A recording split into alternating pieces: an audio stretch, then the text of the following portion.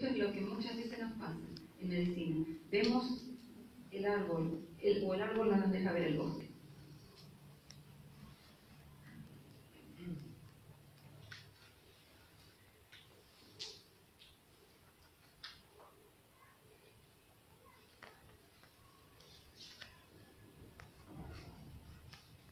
Habíamos mencionado que entender la salud como procesos sujetos a leyes tiene muchas ventajas.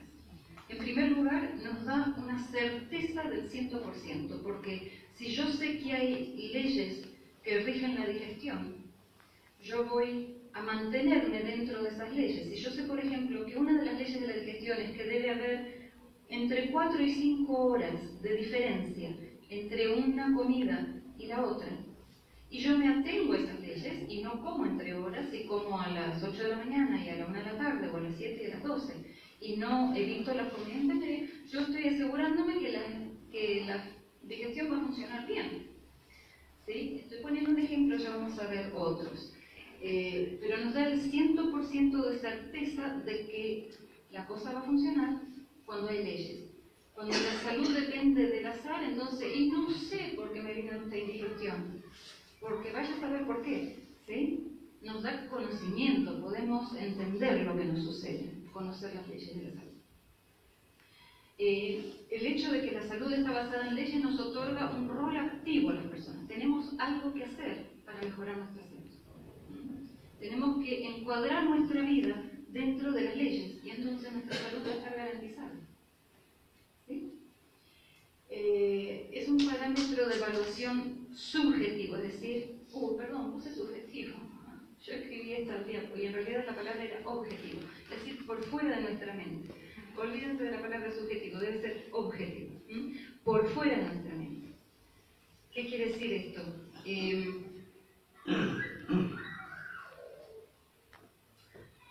Les voy a dar un ejemplo de algo que escuché recién, antes de venir para acá.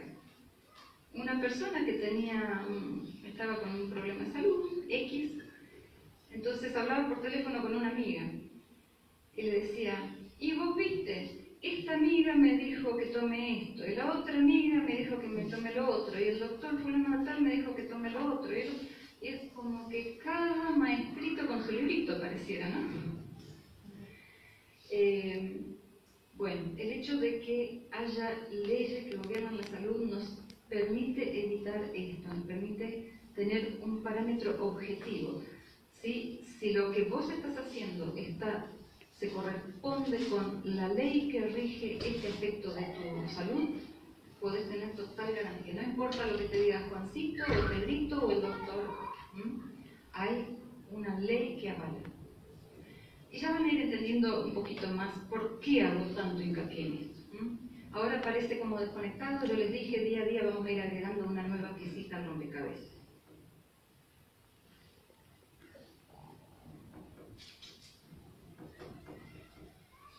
Entonces, las 3 cosas que teníamos que entender del ser humano y que nunca cambian, esto es lo bueno, no cambian.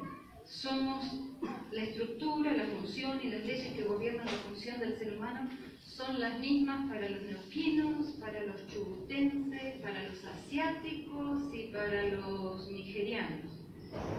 El pasado estuve en Nigeria, gente de color, funcionan igual que nosotros.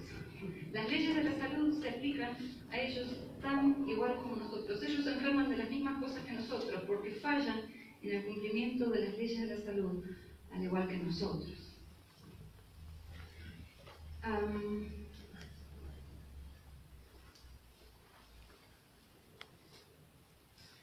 Entonces vamos a comenzar y mañana al final de hoy vamos a revisar un poquito lo que habíamos visto ayer sobre las necesidades.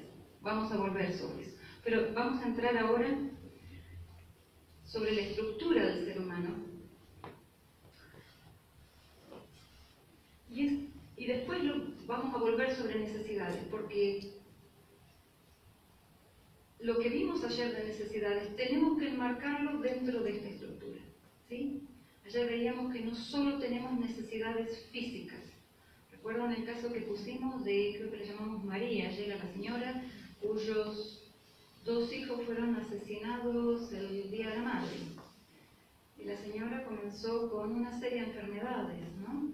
Y veíamos claramente que no era porque le faltaba ni agua, ni aire, ni comida, ni luz del sol, ¿no? Todos los elementos físicos, químicos estaban bien suplidos. Pero ella igual estaba enferma. Vamos a ver 3 maneras de entender la macroestructura del ser humano. ¿Sí? Vamos al bosque. No vamos a perdernos con cada árbol ni con cada hojita, vamos al bosque. ¿Cómo entendemos el ser humano? Bueno, hay 3 y solo 3 maneras de entender al ser humano.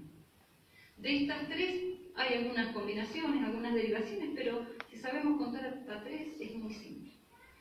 En primer lugar, lo que opinaban los filósofos, o el modo como los filósofos griegos entendían al ser humano. En segundo lugar, el pensamiento científico, como los científicos entienden al ser humano. Y vamos a ver el concepto bíblico del ser humano, lo que la Biblia nos dice.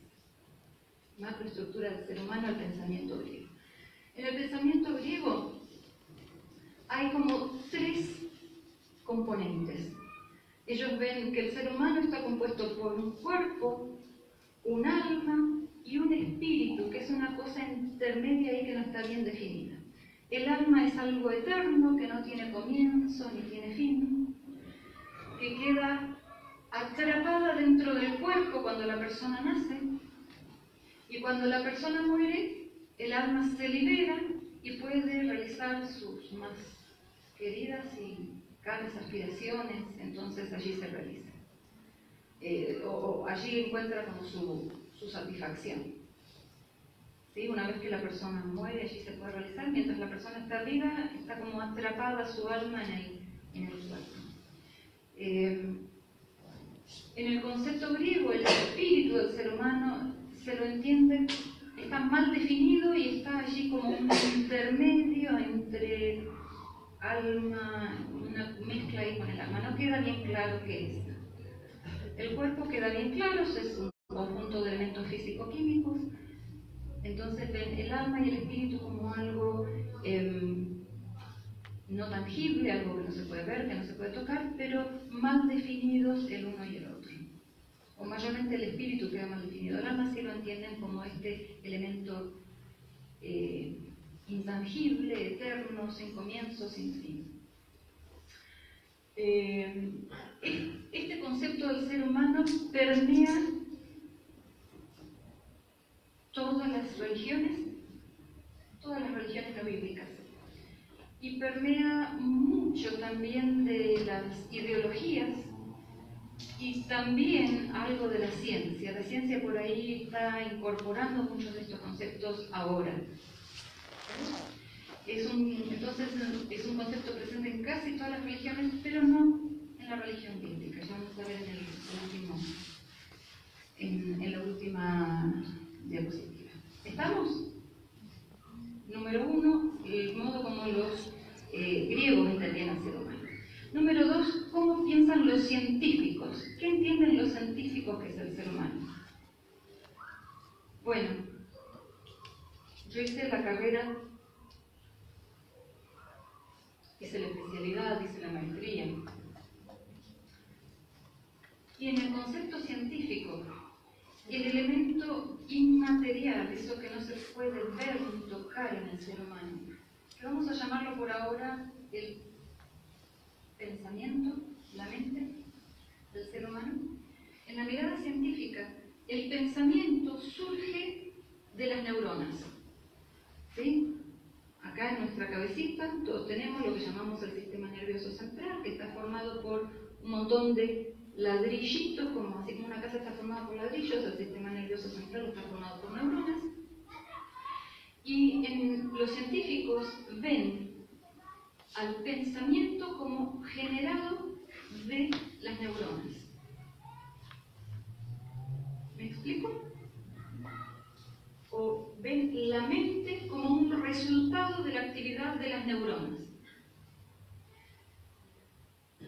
No voy a entrar mucho en términos técnicos más que esto, pero lo menciono porque a alguno le puede venir bien. El concepto científico es que donde una neurona entra en contacto con otra, en realidad nunca entran en contacto, siempre queda un espacio muy, muy pequeñito que solo se puede ver a los microscopios, pero quedan allí muy cerquita y una y se conectan muchísimas, no es que solo dos se conectan los más de 100 millones de neuronas que tenemos, todas están conectadas entre sí a través de sus colitas o dendritas, y allí donde entran en contacto, eso se llama espacio sináptico.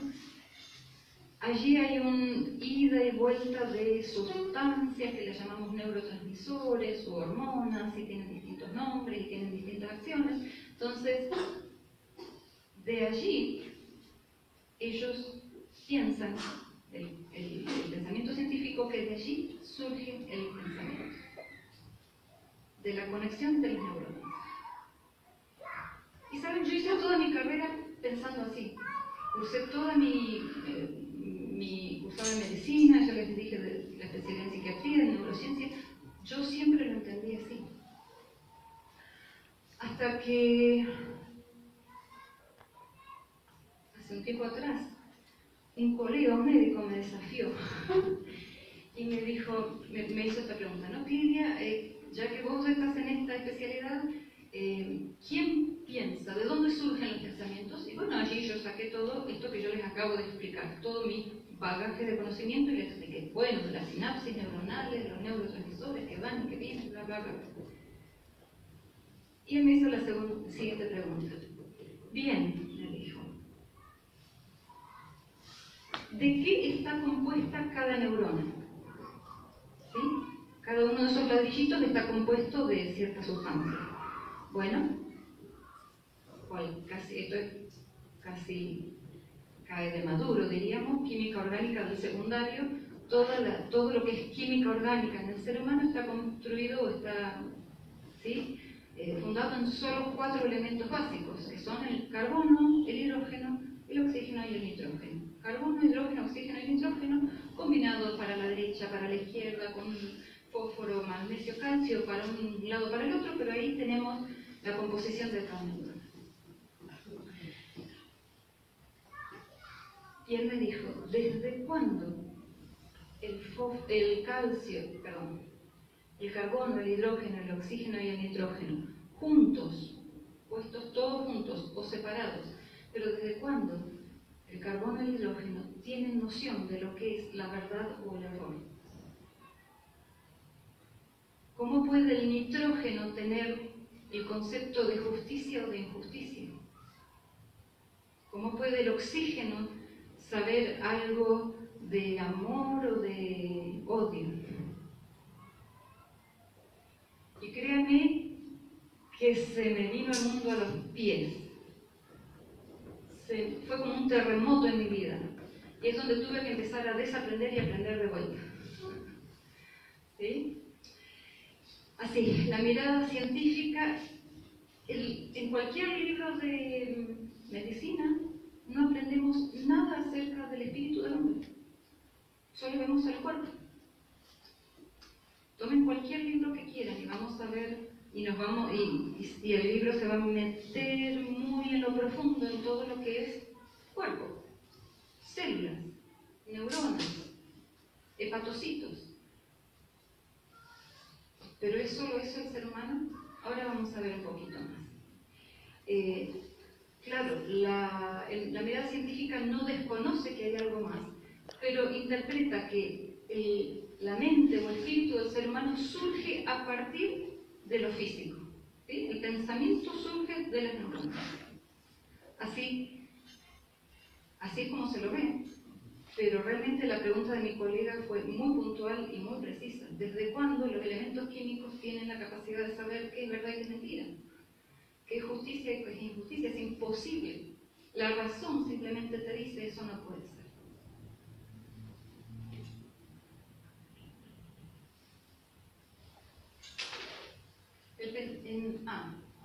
En el pensamiento científico, el pensamiento, la conciencia y otras habilidades cognitivas, y vamos a usar bastante el término habilidades cognitivas es todo lo que es cálculo, juicio, lenguaje, atención, memoria. En el pensamiento científico, tanto el pensamiento como la conciencia y las habilidades cognitivas surgen a partir de la conectividad neuronal, de la sinapsis, allí donde se conectan las neuronas. Se los hago más fácil. En este pensamiento es como si tomáramos muchos troncos, los ponemos ponemos juntos y el hecho de poner los troncos juntos hace que surja el fuego. Este es el concepto. De paso, hace varios años, ya más de 10 años, se montó un laboratorio sumamente costoso, con todo lo que se puede invertir en ciencia, un laboratorio de neurociencia, con el objetivo de poder detectar en qué lugar del cerebro surge la conciencia. ¿Sí? Grandes capitales fueron invertidos. Ustedes saben cuánto cuestan los medicamentos, ¿no? ¿Sí? Ya. Todo, por lo que veo, los que se sonríen tienen que estar comprando. Cuestan millonadas. Y mucho de ese dinero se invierte en laboratorios de investigaciones. Y ven que no se escatima nada. Encontrar en qué núcleo cerebral surge la conciencia es un objetivo que la ciencia trae desde hace mucho tiempo. Ellos quieren ver dónde surge la conciencia del cerebro.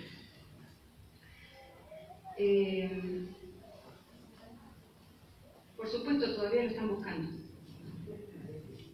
Y lo van a seguir buscando. Tristemente para la historia, ¿saben dónde se montó ese laboratorio y saben quiénes fueron los más interesados en construir este laboratorio de neurociencia y en encontrar esto, en encontrar dónde surge la conciencia?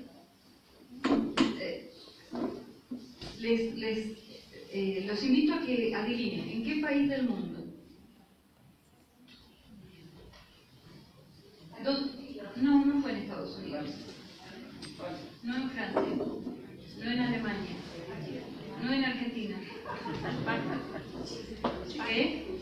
no en Chile, no en China, no en Corea. ¿Saben dónde fue? Y porque van a ver la importancia cuando ven el próximo. En Israel. En Israel. Los israelitas, judíos, quienes son los encargados de conservar el conocimiento de los escritos sagrados bíblicos, tanto perdido ese conocimiento que aún hoy siguen buscando de qué lugar del cerebro surge el espíritu, o de qué lugar del cerebro surge el pensamiento o la mente. Y lo van a seguir buscando, porque naturalmente nunca lo van a poder encontrar en el cerebro. En sí, en el pensamiento científico, el componente inmaterial, es decir, la mente, el espíritu, el que piensa, el que juzga, el que decide, el que siente, el que evalúa, el que calcula, ¿sí? Para ellos ese componente se origina en el componente material, en el cerebro, en las neuronas. ¿Sí? Es una visión materialista muy acorde con la teoría de la evolución. Entonces, del cuerpo surge la mente o espiritual. Vamos al concepto bíblico. En el concepto bíblico, allí en Génesis capítulo 2, versículo 7, en el mismo comienzo se nos dice que el ser humano fue creado de dos elementos constitutivos. 2 y no 3. ¿Recuerdan la mirada griega que teníamos 3 elementos constitutivos? El Génesis nos dice que son 2 elementos y que interactúan entre sí. Y como resultado de esa interacción surge un tercer elemento, o tiene lugar el tercer elemento, que es el ser vivo o alma viviente, lo traducen en otras traducciones. Y puse allí el ejemplo del agua. Antes de dar el ejemplo del agua, vamos a verlo, cómo es esto. Génesis capítulo 2, 7 nos dice: tomó Dios del polvo de la tierra. El polvo de la tierra son elementos físico-químicos, ¿sí? Todos los elementos químicos, calcio, magnesio, fósforo, están presentes en el polvo de la tierra. Y al polvo de la tierra, Dios le sopló aliento de vida. Tomó Dios del polvo de la tierra y sopló en su nariz aliento de vida. Y en el momento en que estos dos elementos se juntaron, el polvo se transformó en el cuerpo del ser humano, elementos físico-químicos, y el aliento de vida se transformó en el espíritu del hombre, o mente, ya vamos a ver eso, y la interacción de los dos juntitos se llaman como alma viva o ser vivo, o ser humano. ¿Sí? A diferencia de la mirada griega, son dos elementos constitutivos que interactúan y dan como resultado un tercero. No son tres que se suman, son dos que se suman y dan como resultado un tercero. El ejemplo del agua. ¿Cómo está compuesta el agua? Una molécula de hidrógeno que interactúa con una molécula de oxígeno, y en esta interacción, cuando están juntitas, hay agua. Cuando se separan, el hidrógeno sigue siendo hidrógeno, el oxígeno sigue siendo oxígeno, pero ya no hay más que, ya no hay más agua. Lo mismo nos pasa acá, ¿sí? Ante la muerte, el cuerpo vuelve al polvo de la tierra, a lo que era. Cuando la persona muere, se separan, dejan de interactuar. El cuerpo vuelve al polvo, el espíritu vuelve a Dios que lo dio, nos dice Salomón, y lo que muere es el alma. Ya no existe más ser viviente, ya no existe más alma viviente, ya no existe más ser humano, porque se desconectan. Del mismo modo que cuando se desconecta el hidrógeno del oxígeno ya no hay más agua, en el momento que el cuerpo se separa del espíritu, ya no hay más alma, ya no hay más ser vivo, ya no hay más ser humano. ¿Sí? Este es el concepto bíblico. Llegamos a ver la diferencia entre las tres miradas, el concepto de los filósofos griegos, el concepto de la ciencia secular y el concepto bíblico del ser humano. Así, este es el concepto que nos da el relato de Génesis. Tenemos un cuerpo con una mente o espíritu, y la interacción de los dos nos da el alma o ser vivo. Los filósofos griegos, donde debería haber un signo igual, colocan un signo más. Y los científicos, donde debería haber un signo más, colocan un signo menos o derivado de. ¿Sí? En la interacción de una molécula de agua, cuando el hidrógeno interacciona con el oxígeno y se forma el agua, los componentes, el hidrógeno y el oxígeno, ¿siguen conservando sus características o pierden sus características? Siguen conservando sus características. Y esto es lo que permite que los peces respiren en el agua. Porque los peces, en el agua el oxígeno sigue siendo oxígeno y los peces pueden captarlo del agua. ¿Sí? Y esto es importantísimo entenderlo, porque lo mismo ocurre con nosotros, ¿no? Aunque somos seres humanos compuestos de la interacción de este elemento físico-químico y del elemento espiritual, los elementos físico-químicos conservan sus características y el elemento espiritual conserva sus características. Es algo inmaterial. Yo jamás vi un espíritu, jamás le saqué una radiografía, ni una foto, ni una tomografía, ni le hice una biopsia. El elemento espiritual eso es algo que no se ve, que no se toca, pero que vemos su accionar.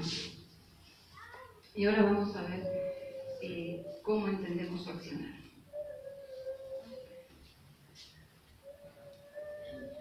¿Recuerdan lo que veíamos ayer?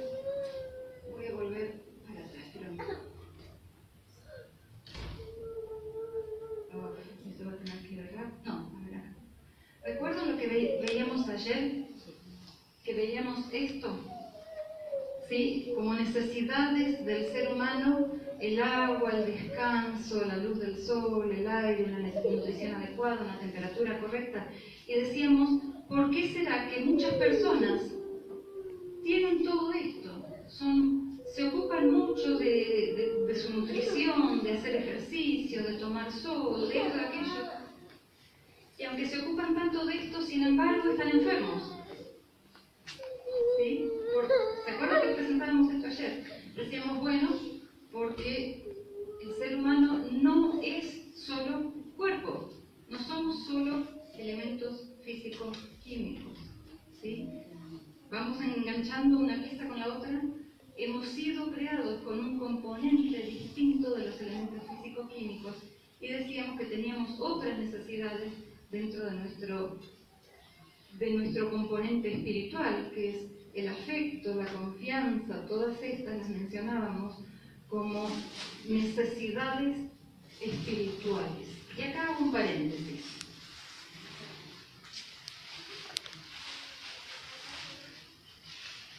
¿Saben cómo habitualmente son llamadas estas necesidades? Habitualmente se las conoce o se las llama mal llamadas, y a mí me gusta ser muy preciso con los términos porque es importante llamarle a cada cosa por su nombre. En la jerga general de psicología y psiquiatría se les llama necesidades emocionales, mal llamadas. ¿Por qué? Porque las emociones son un resultado del cuerpo, son parte del cuerpo, parte del sistema nervioso central, y no así el aspecto espiritual. La semana pasada hablaba con alguien que me contaba que estaba en un congreso en Alemania y un científico, un inventor más que científico, se hizo millonario, y es más, le están ofreciendo millonadas de plata, millonadas de dinero para que venda la patente de un adminículo, de un aparatito que diseñó. Y él no lo quiere vender porque conoce las nefastas consecuencias que podría tener si lo vendiera. Es un aparatito, yo no sé, les cuento así como lo escuché, yo no he leído nada así oficial, pero este aparatito mide o detecta los estados emocionales de las personas cuando están, las personas, adolescentes en general, cuando están jugando con los videojuegos. Lee ciertas sustancias, cierto consumo de ciertas sustancias en distintos núcleos cerebrales y va mapeando y sabe si la persona si está en un estado de competir o no, si está en un estado de ansiedad o no, ¿sí? Va leyendo todas las emociones de ese jovencito que está jugando, y de acuerdo a eso le va poniendo nuevos jueguitos. ¿Sí? ¿Se imaginan lo que esto puede significar? Es un elemento muy riesgoso. Gracias a Dios, por lo que sabemos hasta ahora, el hombre ha sido lo suficientemente concienzudo como para no vender esta patente a empresas que podrían mal usarlo. Pero quiero hacer hincapié en esto. Las emociones son el resultado de lo que pensamos. ¿Sí? Son la traducción neurológica de lo que la mente piensa, de lo que el espíritu piensa. Como traducción de eso se traduce a nivel del sistema nervioso emoción. Pero las emociones se pueden medir. ¿Sí? Yo puedo medir emociones, pero jamás podré medir pensamientos. Esta es la gran diferencia y esta es la importancia. Y es tan importante que lo tengamos claro, porque, como decíamos, vamos a estar viendo cómo nuestros pensamientos afectan a nuestra salud. Entonces, nuestros pensamientos vienen, ¿de dónde vienen? Vienen del componente inmaterial, del componente espiritual o mente del ser humano. ¿Sí? Uy, estamos avanzados de nuevo.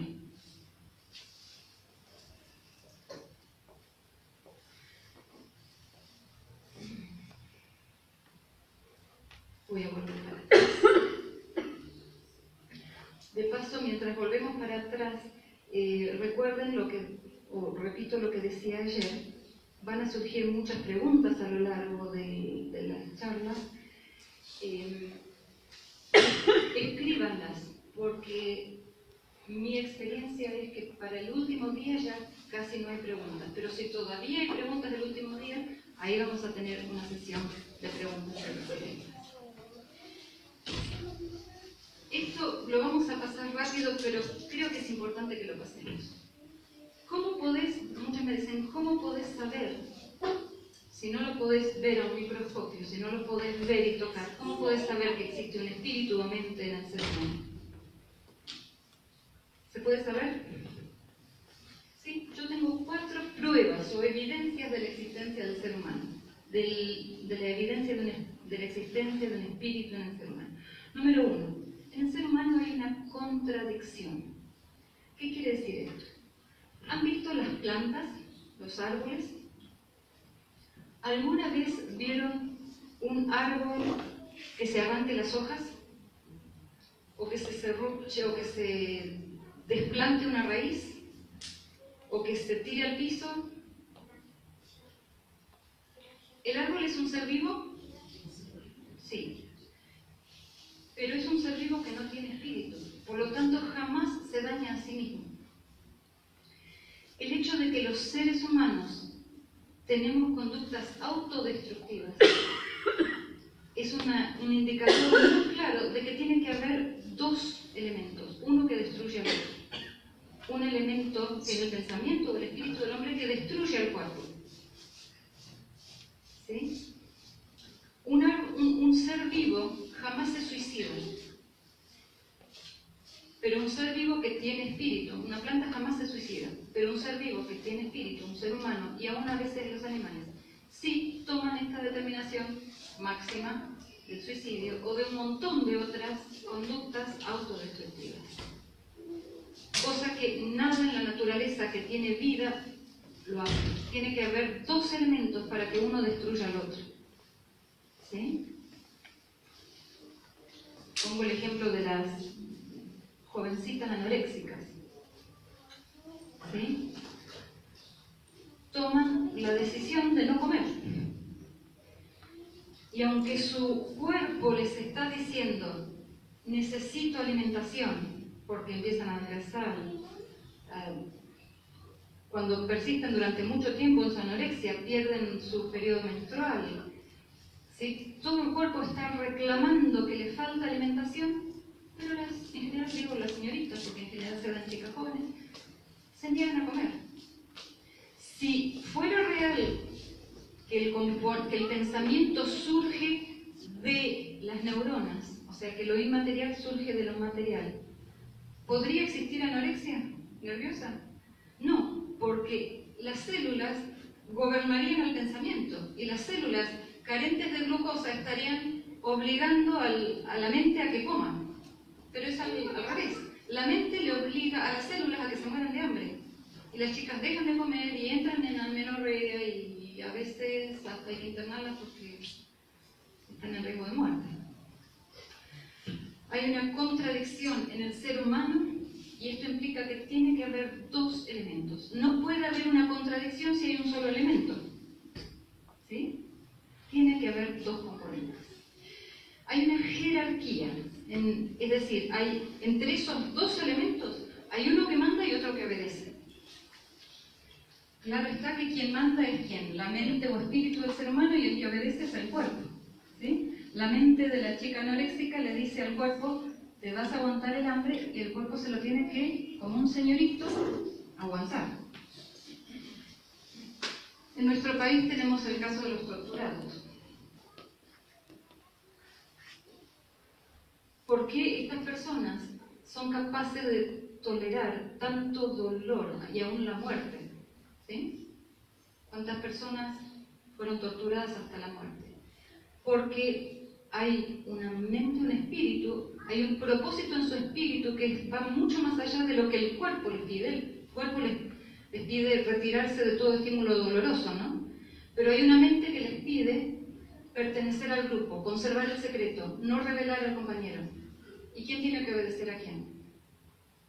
El cuerpo tiene que obedecer a la mente aún hasta la muerte, cuando así lo deciden, ¿no? Los mártires, el mismo caso. No voy a renunciar a mi fe, aún ante el martirio. nosotros que abrimos un dedo al fuego, automáticamente lo saca, ¿no?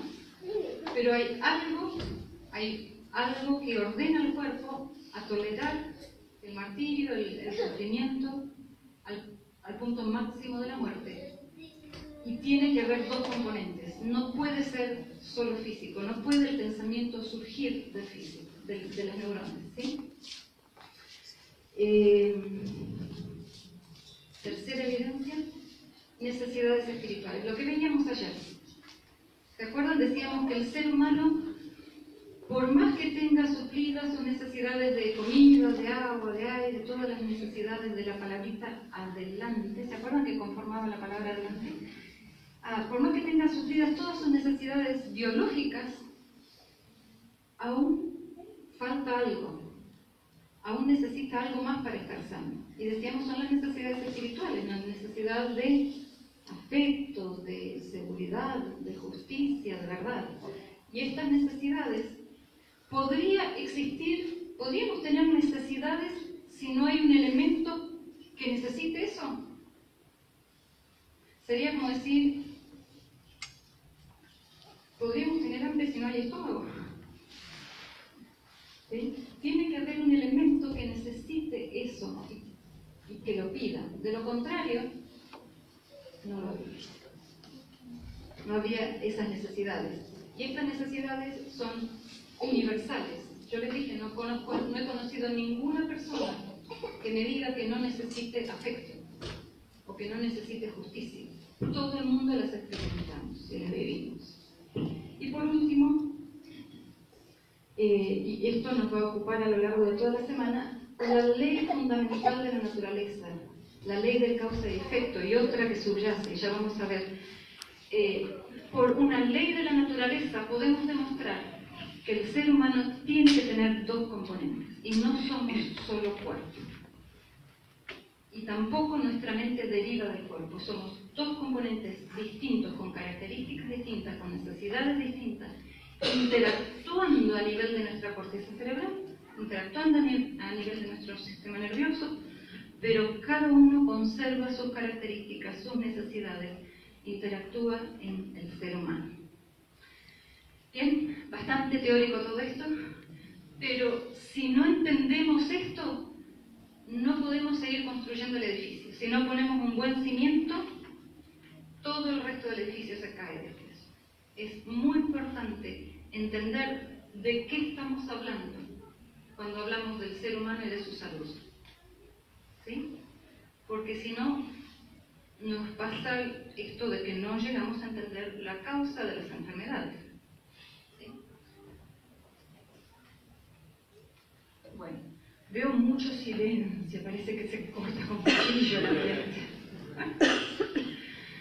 O no se entendió nada, o se entendió todo, o están todos muy confundidos. No, yo creo que llévenselo a la casa, lo mastican, van a tener. Yo en la radio no sabía diseñar.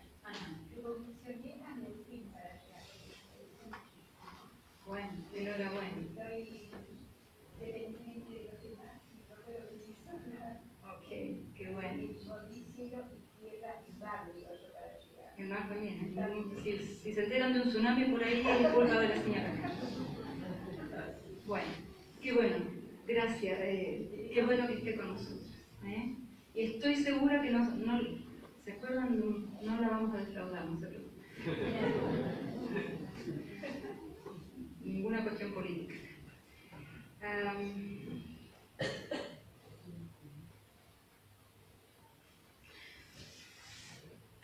También brevemente, pero estamos en tiempo, vamos manejando bien el tiempo. Lo vamos a ver breve, pero es un concepto más que va a reforzar. Si no puedo ver la mente o espíritu del ser humano, ¿cómo puedo saber? Bueno, ya tengo algunas evidencias de que existe, ok, existe, pero ¿y cómo puedo saber qué hace? ¿Cuáles son las funciones del cuerpo y cuáles son las funciones del espíritu de la mente? Bueno, acá veo el siguiente filmito. Simplemente por descarte, digo yo. Todo lo que no son funciones de los elementos físico-químicos, todo lo que los los elementos físico-químicos no pueden hacer, entonces, y que el ser humano sí puede hacer, o los animales, algunos de ellos, en menor medida que los hombres, todo lo que las plantas no pueden hacer y los hombres sí pueden hacer, tiene que ser función, trabajo del espíritu o mente del hombre.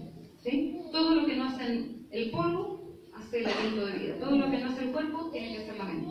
Por descarte, podemos ver qué funciones cumple uno y cumple el otro. Vamos a ver. El que dice sí, es las sustancias físico-químicas, los elementos químicos, los elementos vivos. Una planta que tiene vida, que tiene elementos físico-químicos vivos, sí puede hacer las siguientes cosas. Sí puede hacer, ¿sí? Por ejemplo, ¿las plantas pueden moverse? Bueno, con el aire y ¿qué más? Con el sol. Ahí tienen el ejemplo de los girasoles, ¿sí? Los girasoles todos van girando en torno al sol.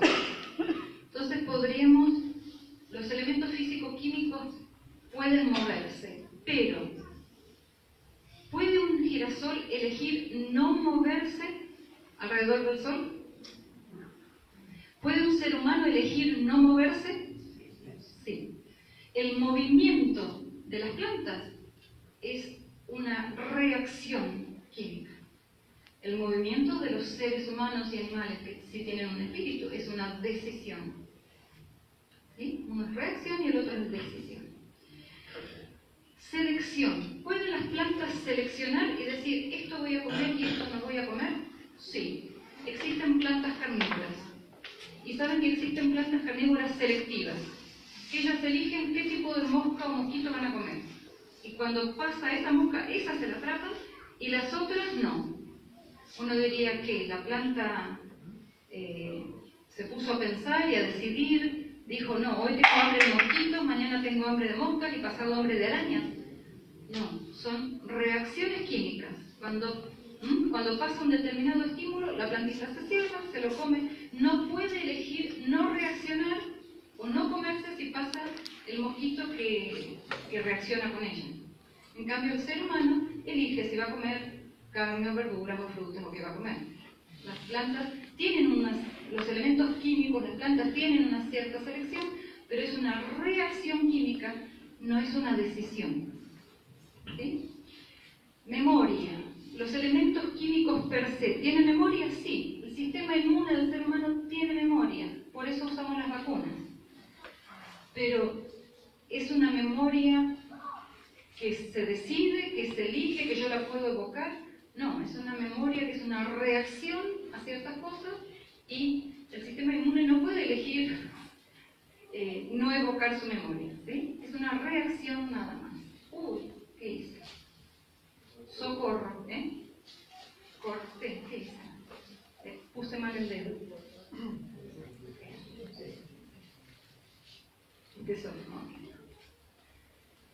Comunicación. ¿Se comunican los elementos químicos? ¿Las plantas se comunican? Sí. Saben que les contaba allí en África estuve, y hay ciertos árboles que cuando, creo que son los elefantes, se arriban y empiezan a comer mucho. Se imaginan que alimentar a un elefante tiene que comer mucho. Entonces, cuando un elefante se arrima a un árbol y empieza a comer mucho de ese árbol, muchas de esas hojas, ese árbol emite ciertas sustancias, como ciertos olores que los perciben árboles cercanos, y cuando los árboles de ese mismo tipo cercanos a él perciben eso, entonces liberan ciertas sustancias que hacen que sus hojas sean más amargas. Entonces el elefante se come todas las hojas de este árbol, pero después vienen los amigos de ese elefante a querer comerse de las hojas de este otro árbol, pero las encuentran súper amargas, entonces no se las comen. Y así se defienden los árboles de que los elefantes le coman todas las hojas. Nuevamente, ¿deciden los árboles? No hay ninguna decisión posible en los elementos físico-químicos, es una reacción. Ante la reacción, ¿no? Son todas reacciones químicas. ¿Pueden elegir los árboles no emitir esos olores que luego los otros árboles captan? No, no pueden. No hay elección posible. Son reacciones, no acciones. Entonces los elementos químicos tienen capacidades de movimiento, de selección, de memoria, de comunicación, pero todos ellos son reacciones, están determinados bajo ciertos condicionamientos, bajo ciertos estímulos, tienen que actuar de esta manera. Bajo la luz, bajo el sonido, bajo la temperatura, reaccionan de este modo y no pueden elegir no reaccionar de ese modo. En cambio, el ser humano, que tiene espíritu, cuyas funciones sí le permiten, el ser humano toma decisiones y decide qué va a comer y qué no va a comer, qué va a comunicar y qué no va a comunicar, hacia dónde se va a mover y hacia dónde no se va a mover. ¿Sí? Es la responsabilidad. ¿Son las plantas carnívoras responsables por haberse comido mosquitos? ¿Podríamos enjuiciar a una planta por haberse comido, una planta carnívora por haberse comido mosquitos? No. Cometió un mosquiticidio. Pero a ninguno se le ocurriría llevarla a la corte a la planta, ¿no? Porque no tienen responsabilidad. La responsabilidad es función del espíritu del ser humano. La conciencia, la moralidad, las habilidades cognitivas, la intencionalidad, el querer hacer algo, la voluntad, los sentimientos. ¿Tienen sentimientos las plantas? Aunque muchos quieren decir que sí, déjenme decirles que no. Los sentimientos son prerrogativa del espíritu humano. ¿Sí? Si no se imaginan, pobres lechugas, cada vez que vamos a cortarlas para comernos una ensalada. Qué horror, ¿no? ¿Tienen creencias? ¿Pueden creer los elementos físico-químicos? No. ¿Pueden creer algo las neuronas del ser humano? No. ¿Pueden sentir algo las neuronas del ser humano? No. ¿Puede tener intención el sistema nervioso central? No. ¿Puede tener conciencia el sistema nervioso? No. Es el espíritu del hombre, es la mente del hombre el que tiene estas funciones. Son acciones libres e individuales, a diferencia de las reacciones de los elementos físico-químicos. ¿Estamos? ¿Se va entendiendo? Insisto, este es el cimiento para todo lo que sigue. ¿Sí? Por eso estamos dedicando una noche entera a esto. Y esto es lo que veíamos ayer, y ya repasamos hoy. Las necesidades de los elementos físico-químicos son unas, y las necesidades del espíritu son otras. Las necesidades del cuerpo, acorde con su composición físico-química, son todas necesidades físico-químicas. Temperatura, nutrición, aire, luz, ejercicio, descanso, agua. En cambio, el componente espiritual del ser humano, la mente o espíritu del ser humano, necesita elementos espirituales. ¿Podemos tener la fórmula química del afecto? ¿Podemos sintetizar un poquito de justicia y ponerla en una pastillita y darle a mi paciente María, la que yo hablaba ayer, ¿se acuerdan? Si yo tan solo, ¿se acuerdan? Ella me decía, si yo lo mato a uno, pero 1 contra 2 nunca será justicia. Si yo pudiera ponerle un poquito de justicia en una cápsula y darle, le soluciono los problemas a María. Ya no va a tener más insomnio ni más problemas, ¿no? Pero los elementos espirituales jamás podrán suplirse con elementos físico-químicos, con elementos... ¿sí? No hay fórmulas químicas para ellos. ¿Sí? Nada de esto se puede sintetizar en un laboratorio. Yo sería la persona más rica del mundo si pudiera sintetizar esto. ¿Sí? ¿Creen que habría gente que compraría?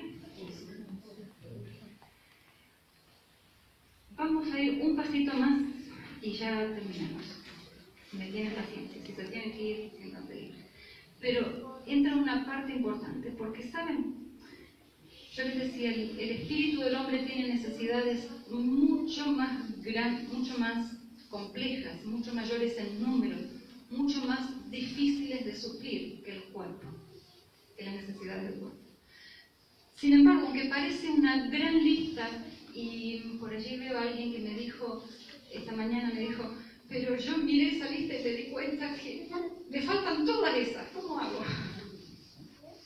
Bueno, ya vamos a ir viendo cómo se suplen las necesidades espirituales.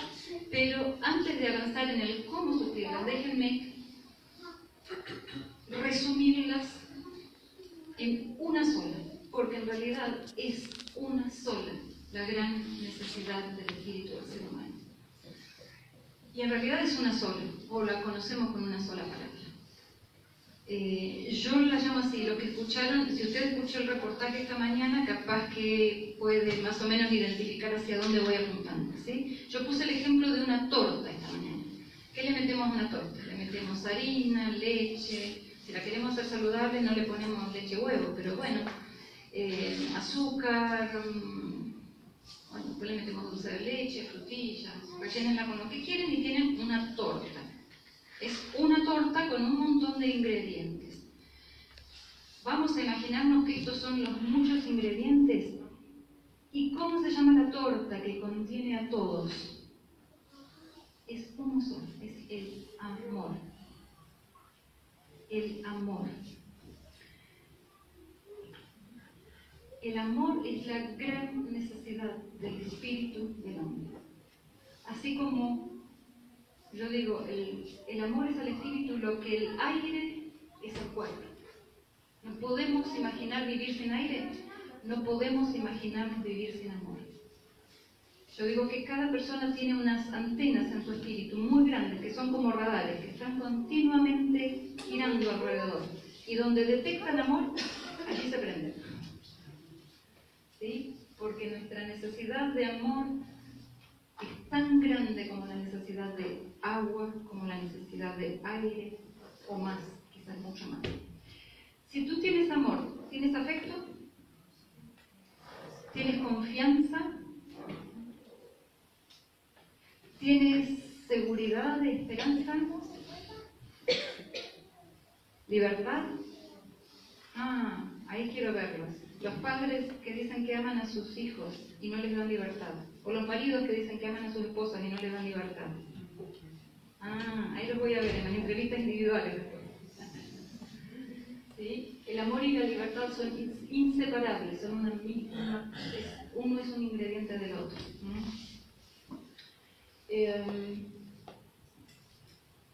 Si tú tienes amor, tienes todo.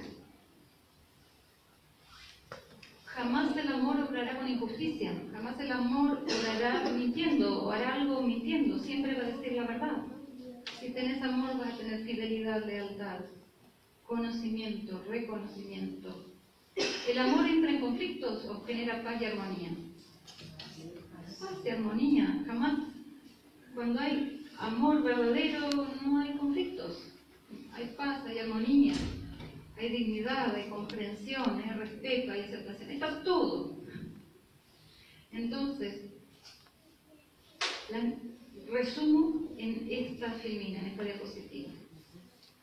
Dentro de las necesidades del cuerpo, las necesidades físicas del ser humano, colocamos allí la sigla adelante, que ya están familiarizados. La A de agua, la D de descanso, la E de ejercicio, la L de luz del sol, la A de aire, la N de nutrición, la T de temperatura, en algunos dicen temperancia y después les voy a decir por qué no uso la palabra temperancia. Y la palabra delante termina con una E, y le agregan o muchos le ponen la E al final, que representa esperanza y confianza, pero yo la saco, porque la esperanza y la confianza no es una necesidad del cuerpo del ser humano, sino es una necesidad espiritual, entra del otro lado, es el otro componente del ser humano. Y la gran necesidad del espíritu del ser humano, acuérdense, no son necesidades emocionales, no son necesidades emocionales. Tú puedes obtener emociones tomando una droga. Se obtienen emociones muy bonitas consumiendo cocaína, pero no es una necesidad. Las emociones son otra cosa distinta del espíritu. ¿Sí? Estas son necesidades espirituales, no tienen nada que ver con las emociones. Producen emociones muy bonitas cuando son surgidas. Cuando yo puedo amar, me produce emociones muy bonitas. De hecho, acá veo varios que tengan canas y no tanto, y veo jovencitos. ¿Cuándo es el mejor momento de tu vida? Cuando estás enamorado. Allí no estás enfermo, allí no te duele nada, allí te podés llevar el mundo por delante, ¿no?